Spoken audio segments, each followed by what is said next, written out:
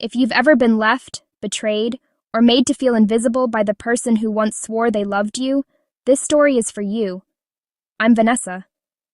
And the day my husband walked out for a younger, slim coworker, I thought my life was over. But here's the twist. That heartbreak became the reason I lost 78 pounds in 11 months, and it led me to the strongest, most confident, most alive version of myself I've ever known. Stay with me until the end, because I'll tell you exactly what I did, my methods for losing the weight, my mind shift, the whole thing that happened to me. My transformation wasn't just on the outside. It rebuilt my entire life. Before the cracks happened, at 5'7" and 128 pounds on my wedding day, I was the polished, cheerful travel consultant who knew every budget airline in Europe and how to pack for 3 countries in a carry-on. I had spent my early 20s backpacking alone, Paris, Florence, Lisbon, meeting strangers who became temporary friends, and eating pastries I didn't feel guilty about. When I met Aaron, I thought I'd found my forever. He loved my independence. He loved my stories. He loved my slim waist and my high-energy spirit. We traveled together, drank wine together, made memories that felt like scenes from a movie. Those were the wonder years, the ones you replay like old home videos because you miss who you used to be in them. After marriage, life got louder and busier. 2 beautiful kids, endless carpools, homework that lasted longer than my energy. And I became the one who held everything together, meals, schedules, bills, the 1,000 invisible tasks. I also took on a bookkeeping job to help with finances. Just a few hours a week, I said. It turned into 35 hours. Plus, motherhood. Plus running a household alone because Aaron's job needed him. I tell you, the weight crept on. My days were a blur of rushing kids to school, rushing to work, rushing home to make dinner, rushing to bed, exhausted. I didn't overeat out of joy. I overate out of survival. Whatever was fast became what we all ate: pasta, drive-through, leftover chicken nuggets, cereal at 10 p.m. Slowly, the slim young woman with the suitcase I used to be with a wide-open future disappeared. 212 pounds. That was the number that made me sit down on the edge of the tub and cry. Not because of the weight, but because of what I'd lost to get there. This is what started to happen between Aaron and me. Comments started. They were always small ones, but they hurt. A look, a sigh, a comment pretended not to hear. Did you really need seconds? That shirt used to fit differently. You're just tired all the time. Small cracks. Barely noticeable at first, but cracks never stay small. One night he said, "You've just let yourself go, Vanessa." 8 words, 8 bullets. Here's where my world fell apart. The betrayal. When he left, he didn't pack slowly. He didn't talk it through. He didn't fight for us. He had already moved on, emotionally and physically. Her name was Chloe, a new coworker. Young, thin, no kids, no stretch marks, no 12-year marriage on her shoulders. He walked out with a gym bag and said he needed to feel alive again. Alive. I could have smashed him. Who was the one doing nearly all the work at home? The kids, the in-laws, everything. I felt like I had died. The loneliness swallowed me whole, for months. Dealing with the kids was so hard. They just wanted Daddy to come home. The rejection triggered my childhood and teen insecurities. I wasn't good enough. I was too fat. I should have lost weight. My brain kept me awake at night. And boy, did I cry a lot after the kids were asleep. For months, grief took over my entire body. I ate to numb the hurt.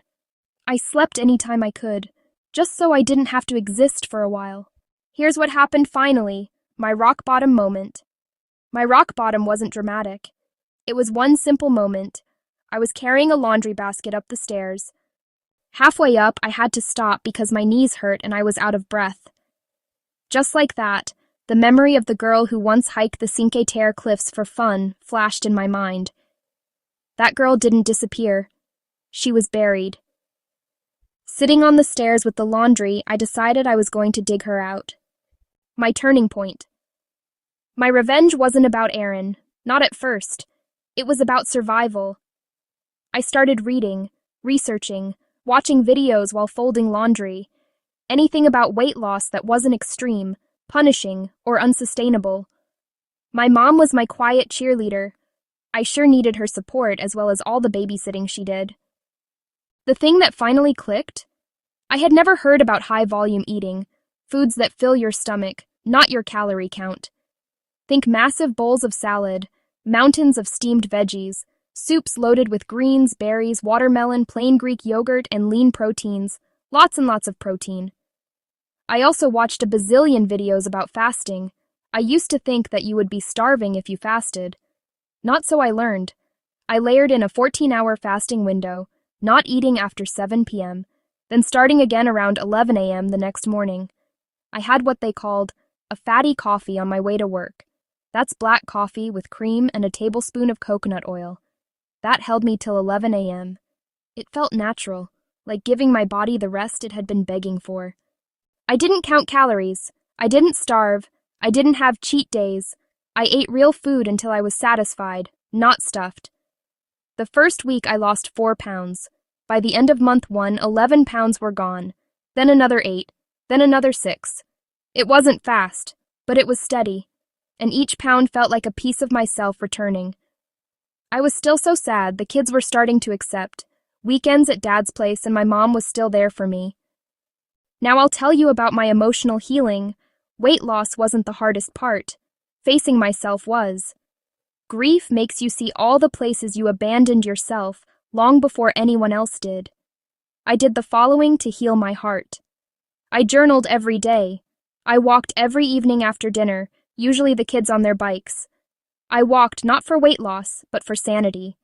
For the rhythm of my thoughts, for the way moving forward physically reminded me I could also move forward emotionally. I forgave myself for coping the only way I knew how. And slowly, I rebuilt the parts of me that made me feel alive before I ever knew Erin existed. Here's what happened to my body. My clothes got looser.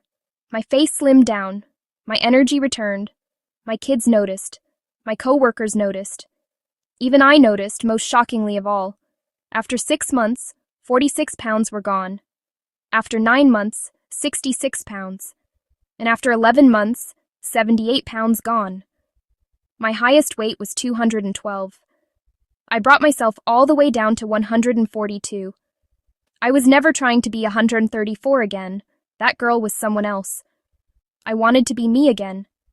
A new version, stronger. Where I got my revenge. A wedding. Here's the revenge moment you came for. A family friend was getting married. My kids were invited. Erin was invited.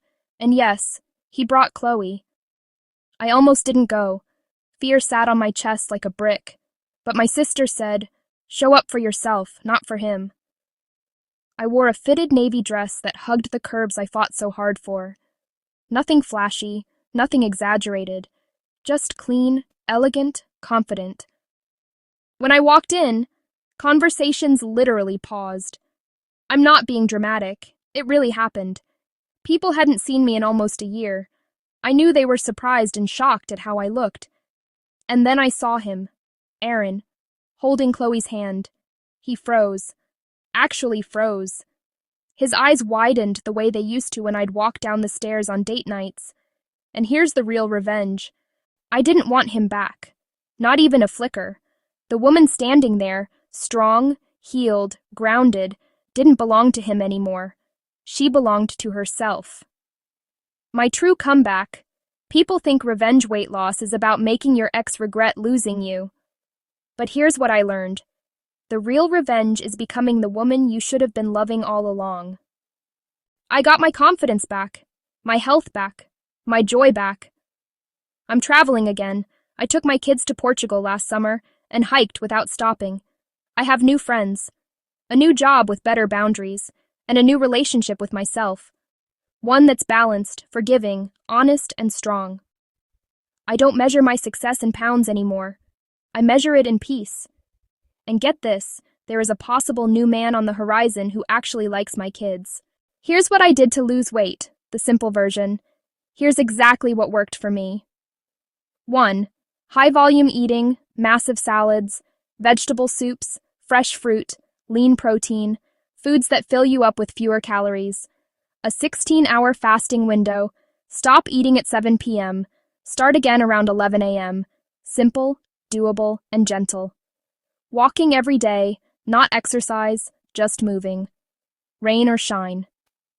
It kept my stress low, which made the weight come off easier. No emotional eating. I learned to sit with my feelings instead of stuffing them down. That was the hardest thing I've ever done, but the most freeing. Consistency over perfection.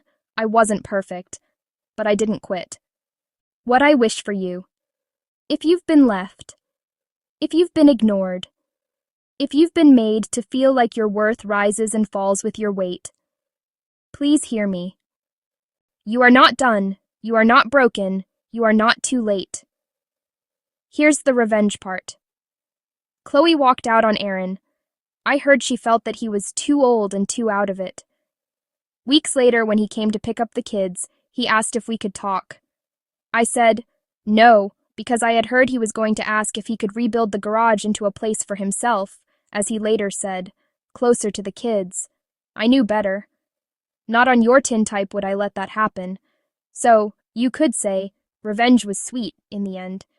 Basically, I didn't really feel revengeful, I just got on with my life and my kids. Sometimes life falls apart so you can rebuild on solid ground. And when you rise, because you will, your glow won't be revenge. It will be rebirth. I'm Vanessa. And losing 78 pounds was the beginning. Not the ending.